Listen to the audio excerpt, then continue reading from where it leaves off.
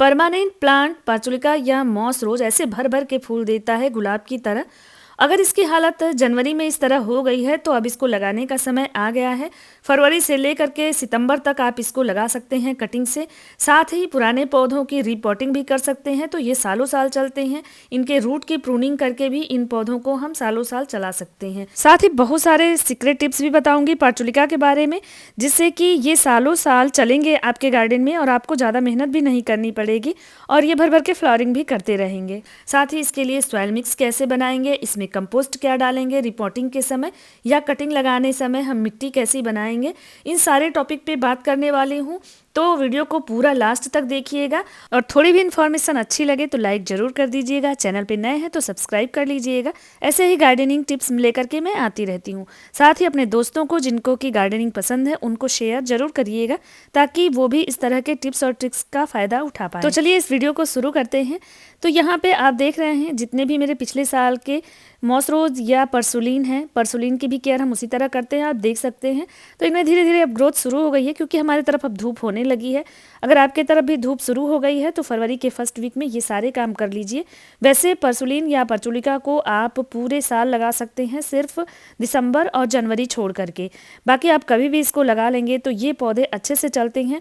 ये सिर्फ दिसंबर और जनवरी में फ्लावरिंग नहीं करते हैं, बाकी पूरे साल ये फ्लावरिंग भी करते हैं। तो बहुत ही हार्डी प्लांट होते हैं, बार बार इनको कटिंग से लगाने की भी ज़रूरत नहीं है। आगे मैं टिप्स शेयर करूंगी जिससे कि एक बार लगा देंगे आप तो आपको बार बार कटिंग भी लगाने की ज़रूरत नहीं पड़ेगी। तो यहाँ पे ये पौधा जो आप देख रहे हैं इसकी मैं प्रूनिंग कर रही हूँ, तो इससे मैं कुछ सेब बना रही हूँ जो मैं कभी दूसरे वीडियो में आपके साथ शेयर करूँगी। तो देखिए इस पौधे को मैंने सितंबर या अक्टूबर में लगाया था इसकी कटिंग, तो इस तरह से इसमें ओवर ग्रोथ हो चुकी है। तो इसको मैं ऊपर से पूरा ही प्रून कर दिया है मैंने, और प्रून करने के बाद सारी जो है जितनी भी सूखी पत्तियां या इसकी जो भी ब्रांचेज वगैरह सूख गई हैं उन सबको हटा देंगे इस तरह से, और ऊपर से मैंने कटिंग भी कर दी है। इसके बाद इसके मिट्टी की खूब अच्छे से हम गुड़ाई कर देंगे। छोटे से पॉट में मैंने लगाया है इसको, मतलब 3 से 4 इंच का पॉट है, और देखिए ऊपर की सारी मिट्टी निकाल दी है जब तक कि रूट इनकी ना दिखने लगे। और उसके बाद जो भी रूट हेयर्स दिख रहे हैं उनको कट करके हम इस तरह से हटा देंगे। और अब हम इसमें कंपोस्ट करेंगे। इस पौधे को बहुत ज़्यादा कंपोस्ट की ज़रूरत नहीं होती है, इसलिए 1 साल में एक बार हम इसके पॉट में थोड़ा सा गोबर की खाद या वर्मी कंपोस्ट, दोनों में से कोई भी खाद 1-1 मुट्ठी इस तरह से 4 से 5 इंच के पॉट में हम डाल देंगे। उसमें थोड़ा सा 1 चम्मच आप जो है नीम खली मिला सकते हैं, मिला करके और डाल दिया है मैंने। इसके बाद मिट्टी से कवर कर दिया है। तो ये पौधा बस अब रेडी है फ्लावरिंग के लिए। 20 से 25 दिनों में या मैक्सिमम 1 महीने में ये फ्लावरिंग करने लगेगा। साथ ही दूसरा जो पौधा है इसको भी मैंने साथ में ही लगाया था। तो इन पौधों को मुझे कटिंग से लगाने की अब ज़रूरत नहीं है, सिर्फ मैं इनको रिपॉट कर दूंगी या इस तरह से सॉइल मिक्स में मैंने कंपोस्ट जिस तरह से मिलाया है तो कुछ कटिंग हम कर देंगे। वैसे ये पॉट ख़राब हो चुका है तो इस पौधे को मैं रिपॉट कर रही हूँ, इसका पॉट चेंज कर देती हूँ।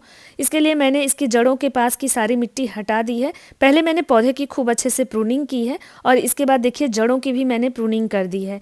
तो इस तरह से प्रूनिंग करने के बाद और एक बढ़िया मिट्टी तैयार करके 4 से 5 इंच के पॉट में हम इसको लगा देंगे। पॉट में होल जरूर होना चाहिए, नीचे पेबल्स डाल दीजिए। इसके बाद इस पॉट को हल्का बनाए रखने के लिए मैंने यहाँ पे कोकोनट फाइबर यूज़ किया है, जो कि 2-3 साल में धीरे धीरे डिकम्पोज भी होता है और न्यूट्रिशन भी देता है पौधे को। इसको डालने के बाद अब हम जो मिट्टी है उसी को भी डाल सकते हैं या इस मिट्टी को हम सूखने के लिए रख देंगे धूप में, दूसरी मिट्टी इस्तेमाल कर सकते हैं। हालांकि ये मिट्टी अच्छी है, अभी इस पौधे से ना मिट्टी भी ज़्यादा ख़राब नहीं होती है, ज़्यादा रूट्स इनकी नहीं फैली हैं। तो इसमें मैंने थोड़ा सा वर्मी कंपोस्ट और थोड़ा सा नीम खली डाल करके इस मिट्टी को ही भर दिया है इस पॉट में, और उसके बाद अपने पौधे को रिपॉट कर दिया है। इतना हार्डी प्लांट होता है मॉस रोज या परसुलिन कि आप इस तरह से मिट्टी में इसको फेंक भी देंगे ना, एकदम सूखी इसकी कोई डाल आप फेंक देंगे तो भी ये पौधा बहुत ज़्यादा फैल जाता है और इसमें फूल लगने लगते हैं। तो इसलिए इस पौधे को कई सारे शेप में भी हम ढाल सकते हैं। आने वाले वीडियोस में मैं शेयर करूंगी इसको किस तरह से आप अलग अलग शेप भी दे सकते हैं, अलग अलग पॉट में भी लगा सकते हैं। तो पहले इन पौधों को ठीक कर लें, कटिंग लगा लें। जब कटिंग ग्रो कर जाएगी तो उसके बाद वो वीडियो भी मैं आपके साथ जरूर शेयर करूंगी।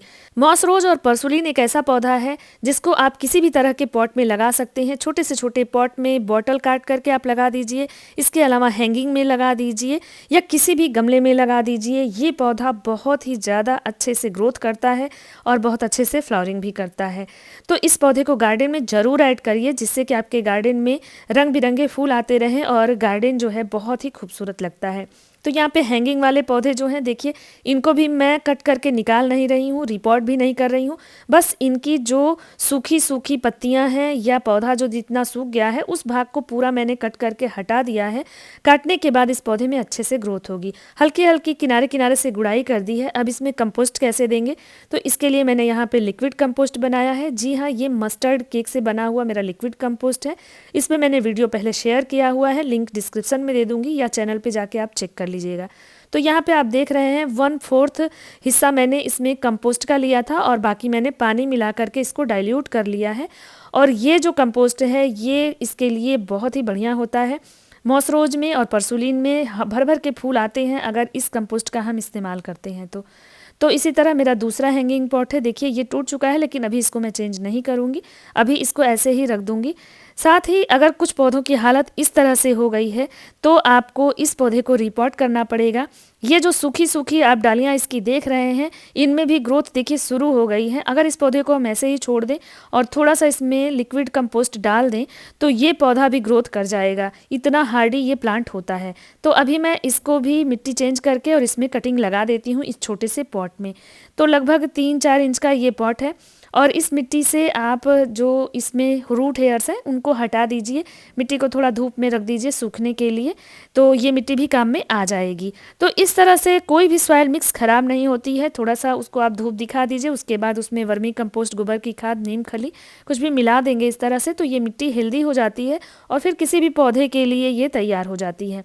तो यहाँ पे इस मिट्टी से सारे रूट हेयर, सारी जड़ें निकाल दूंगी मैं और इस पौधे को हटा दूंगी। इस पौधे को भी मैं फेंकूंगी नहीं, मतलब ये जो सूख चुके हैं ना, इनको भी फेंकना बिल्कुल नहीं है। इनको हम किसी ग्रो बैग में डाल देंगे या किसी क्यारी में डाल देंगे, तो ये जो है इनको पानी समय से हम देते रहेंगे तो ये भी ग्रोथ कर जाएंगे और हमें ढेर सारे पौधे मिल जाएंगे इसके। तो इस पौधे की एक सूखी डाली भी फेंकने की ज़रूरत नहीं होती है, बहुत ही अच्छे से ये चलते रहते हैं। तो चलिए अब इनको कटिंग से लगा लेते हैं। तो यहाँ पे मैंने जो मिट्टी तैयार की है उस मिट्टी में देखिए इतनी छोटी सी कटिंग चल जाती है इसकी, तो ऐसे छोटी छोटी कटिंग लगा देंगे। तो सॉइल मिक्स की मैं बात कर रही हूँ। जो सॉइल मिक्स है उसमें मैंने 30% सैंड मिलाया है, 30% मैंने गोबर की खाद मिलाई थी और जिसको काउडंग कंपोस्ट कहते हैं, और बाकी 40% मैंने गार्डन सॉइल मिलाई थी। बस यही रेशियो बना लीजिए, विल्डन सॉइल तैयार हो जाती है। पॉट लीजिए जिसमें होल कर लीजिए और बहुत ही शैलो पॉट यूज़ करेंगे अगर इसके लिए तो भी ये बेस्ट रहता है, क्योंकि इस पौधे की जड़ें बहुत ज़्यादा नहीं जाती हैं। तो शैलो पॉट में भी ये पौधे बहुत अच्छे से चलते हैं। बस इसके बाद छोटी छोटी कटिंग लगा के और पानी दे दिया है तो ये पौधे अब 20 दिन में तैयार हो जाएंगे। साथ ही परसुलिन है तो इसको मैं रीपॉट करूँगी क्योंकि ये बहुत ज़्यादा ग्रोथ कर गया है। तो अब मुझे इससे नए पौधे बनाने हैं और कई जगह पे मुझे इस पौधे को लगाना है, तो यहाँ से इसको निकालूंगी और इसकी मिट्टी देखिए बहुत ही अभी गीली है, इसमें पानी दे दिया था मैंने, तो इस मिट्टी को हटा दूंगी। नया सॉइल मिक्स मैं इसमें ऐड करूँगी। तो जड़ों के पास की सारी मिट्टी हटा देंगे। परसुलिन को भी हम उसी तरह से रिपोर्ट कर लेंगे जैसे मॉस रोज की कटिंग लगाई है, तो इसकी कटिंग भी सेम वैसे ही लगती है, केयर भी सेम तरीके से होता है।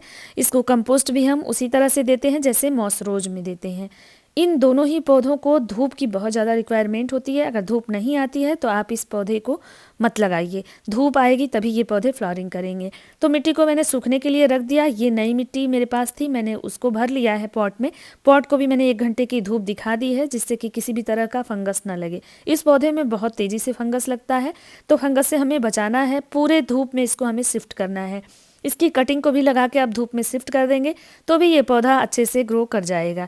तो यहाँ पे देखिए छोटी छोटी इस तरह से जो भी इसकी ब्रांचेस थी उनको तोड़ तोड़ करके मैं इसमें लगा दूंगी और ये पौधा अच्छे से ग्रो कर जाएगा। तो सारी कटिंग को लगाने के बाद फिर इसको हम पानी दे देंगे। आप चाहें तो सेमी शेड में 4-5 दिन के लिए शिफ्ट कर दीजिए और उसके बाद धूप में रखिए, अगर बहुत तेज़ धूप होने लगी है तो। नहीं तो आप इसको डायरेक्टली धूप में भी रख देंगे तो भी ये पौधा चलता रहेगा। तो चलिए इसके सीक्रेट टिप्स के बारे में बात करते हैं। परसुलिन या परचुलिका ऐसा पौधा है कि आप इसको सालों साल चला सकते हैं, बार बार कटिंग लगाने की ज़रूरत नहीं है। एक बार लगाइए और इस तरह से जैसे मैंने मिट्टी इसकी चेंज की है, रीपॉट किया है, जड़ों को थोड़ा सा प्रून कर दीजिए, उसके बाद नई मिट्टी बनाइए और इस पौधे को लगा दीजिए। तो इस पौधे को 1-2 साल तक आराम से आप चला सकते हैं गार्डन में। बस आप इसको मस्टर्ड केक का लिक्विड फर्टिलाइज़र बना करके देते रहिए, फ्लावरिंग होती रहेगी। जनवरी-फरवरी में ये डोरमेंट होता है लेकिन फिर इसमें ग्रोथ हो जाती है, आपको रिपोर्ट भी करने की ज़रूरत नहीं पड़ेगी। तो ये है इसका सीक्रेट टिप्स, एक बार लगाइए और हमेशा आपके गार्डन में ये बना रहेगा। साथ ही यहाँ पे जो मिट्टी है उसको मैंने सूखने के लिए रख दिया है, और ये जितना भी हिस्सा मुझे मिला है जो कि वेस्ट दिख रहा है, ये बिल्कुल भी वेस्ट नहीं जाएगा। इन सब को मैं अपने यहाँ एक पॉट में लगा दूंगी, जिससे कि इससे मैं हमेशा कटिंग ले पाऊंगी और ये पौधा वहाँ हमेशा बना रहेगा। एक बार ये सूख जाता है फिर से ग्रोथ होती है और फिर से फ्लावरिंग करता है, तो इस तरह से ये पौधा चलता रहता है। तो यहाँ पे मेरी एक पानी की टंकी है जो खराब हो चुकी थी, जिसको 2 हिस्सों में काट करके इस तरह से इसमें किचन का कचरा भर के और ऊपर से सॉइल मिक्स भर के मैंने कुछ पौधे लगाए हुए हैं। इसी वाली टंकी में किनारे किनारे मैं इस पौधे को ऐसे ही छोड़ दूंगी, बस इस तरह से मिट्टी में इसको फेंक दिया और इसके बाद टाइम टू टाइम इसको पानी देते रहेंगे, तो ये सारा ही ग्रो कर जाएगा और इतना ज़्यादा ग्रोथ हो जाएगा कि इसमें से ढेर सारी कटिंग लेकर के हम नए पौधे बना सकते हैं। तो इस तरह से इस पौधे को गार्डन में ज़रूर ऐड करिए, कटिंग से लगाइए, परमानेंट है, बहुत मेहनत की ज़रूरत नहीं है, बहुत कंपोस्टिंग की ज़रूरत नहीं है। होप ये सारी इन्फॉर्मेशन आपको अच्छी लगी होगी। अगर इन्फॉर्मेशन अच्छी लगी है तो वीडियो को लाइक ज़रूर करिएगा, चैनल को सब्सक्राइब करिएगा, दोस्तों में शेयर ज़रूर करिएगा। फिर मिलते हैं एक नए इन्फॉर्मेशन के साथ, तब तक के लिए थैंक यू, बाय बाय।